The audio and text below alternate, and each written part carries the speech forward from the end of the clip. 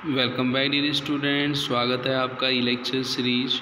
आज हम MBA 4 employment law unit 5 के अंदर जो हम टॉपिक पढ़ेंगे वो फैक्ट्री एक्ट के सेक्शन 107, 119 जो आपके सप्लीमेंट प्रोविज़न हैं उनको हम समझेंगे।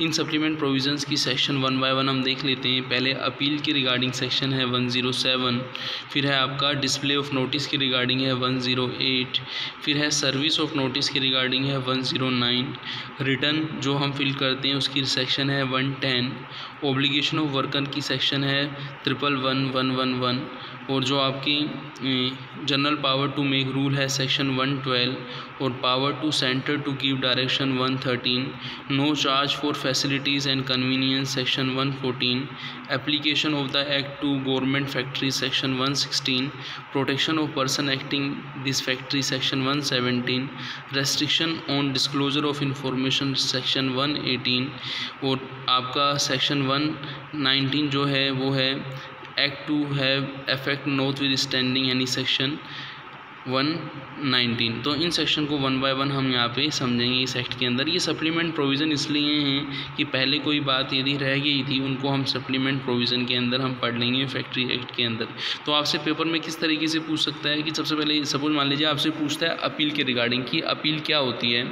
तो जैसा कि आपको पता ही है कि फैक्ट्री का जो पर्सन ऑक्यूपायर रहता है, ठीक है ना, उसको लगता है कि जो इंस्पेक्टिंग स्टाफ है, ठीक है ना, उसके अगेंस्ट यदि उसको रिपोर्ट करनी है तो वो जो रिपोर्ट करेगा एपलेट अथॉरिटी में if so required in petition of appeal shall hear the appeal aid of assessor one of whom shall appointed by appellant authority. तो वो क्या कर सकता है, आगे एपलेंट अथॉरिटी को क्या कर सकता है, रिपोर्ट भी कर सकता है। यहाँ पे एक चीज़ ध्यान रखनी पड़ेगी कि जो अपील की जाएगी, अपील कंसर्न जो इंडस्ट्री है वो जो उस एरिया के अंदर जो आपकी एपलेंट अथॉरिटी आती है, जो बॉडी आती है, उसी को ही रिपोर्ट की जाएगी। तो ये हमने देखा कि यदि आपका जो फैक्ट्री का मैनेजर है या ऑक्यूपायर है वो अपील करना चाहता है तो उसके लिए सेक्शन 107 है। तो हमने यहाँ पे समझना है this section give the opportunity to the manager of a factory to whom o an order in writing by inspector in the provision of this act.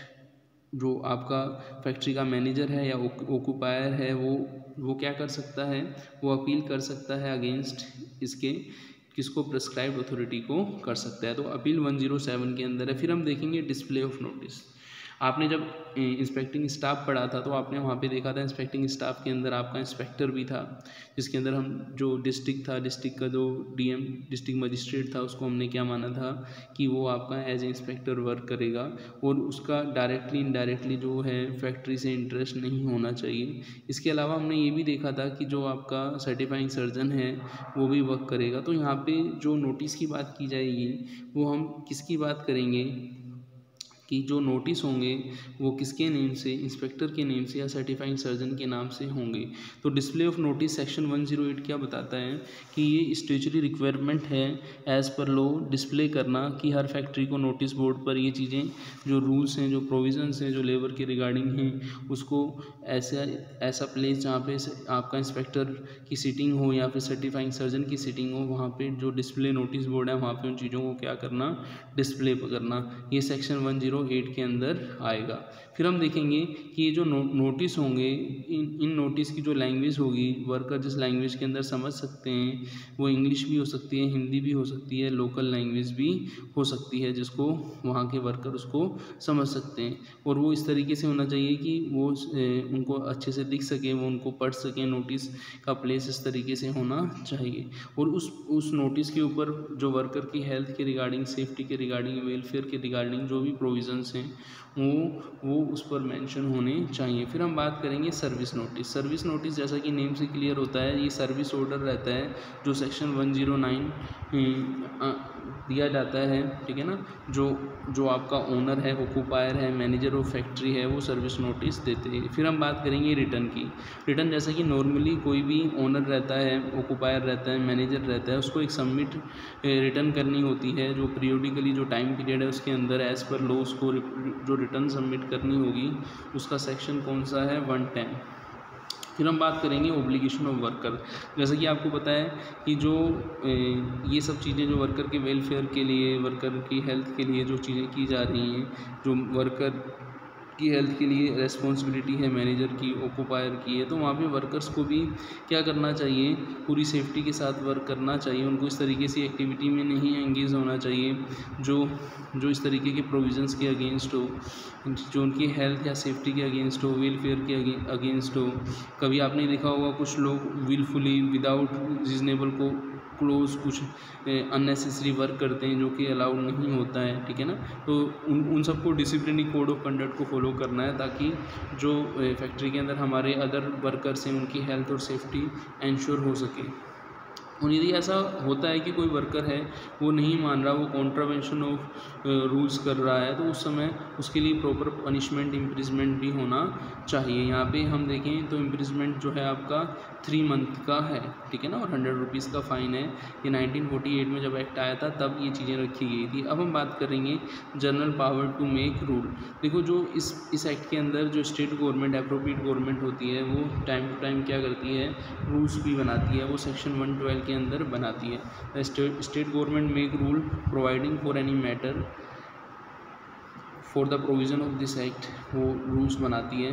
और इसके अलावा सेंट्रल गवर्नमेंट भी क्या करती है, स्टेट गवर्नमेंट को डायरेक्शन देती है सेक्शन 113 के अंदर की यदि कोई चीज़ है उसको इम्प्लीमेंट कराना चाहती है सेंट्रल गवर्नमेंट स्टेट गवर्नमेंट से, तो वो उसको डायरेक्ट करती है under section 113 power of centre to give a direction. यदि हम देखें कि जो फैसिलिटीज़ और कन्वीनियंस जो रहती हैं अंडर दिस एक्ट, उसके लिए वर्कर से कोई चार्ज नहीं लिया जाएगा। जैसे हम देखें, कभी कभी आपने देखा हो कि हम वर्कर्स की हेल्थ के लिए, सेफ्टी के लिए कुछ हम चीज़ें लेते हैं, उसमें वर्कर से कंट्रीब्यूशन लेते हैं, तो वो चीज़ गलत है। तो no charge for facilities and convenience section 114 है। फिर हम देखें applicable act to the factory government के अंदर 116 के अंदर जो है सेंट्रल गवर्नमेंट, स्टेट गवर्नमेंट जो है वो गवर्नमेंट फैक्ट्रीज़ को रेगुलेट करती है। और यदि हम प्रोटेक्शन चाहते हैं person acting under this act, तो वहाँ पे आप ये देखें कि सेक्शन 117 है, वो प्रोवाइड करती है आपको कोई सूट, कोई प्रोसिक्यूशन, इलीगल प्रोसीडिंग्स जो आपके अगेंस्ट है, ठीक है ना। The section provide for immunity for any suit, prosecution and other legal proceeding which shall not lie against any person of anything which is in a good faith done। तो आपने कोई इस तरह की एक्टिविटी की है तो उसमें आप सेक्शन 117 के अंदर उस चीज़ को देख सकते हैं। फिर है restriction on the disclosure of information. आप जैसा कि आप समझते हैं कि कोई भी कंपनी है किसी मैन्युफैक्चरिंग प्रोसेस के अंदर एंगेज रहती है, तो उसकी जो इन्फॉर्मेशंस होती है वो इंस्पेक्टर को सारी इन्फॉर्मेशन रहती है उन चीज़ों को। तो वहाँ पे जो आपका प्रोफेशनल बिहेवियर है इंस्पेक्टर का, वो ये बोलता है कि उसे ये चीज़ें जो हैं किसी दूसरे को नहीं बतानी चाहिए, डिस्क्लोज नहीं करनी चाहिए। An inspector is prohibited from disclosing any information relating to any manufacturing और commercial business, any working process which may come to his knowledge in the course of his official duties.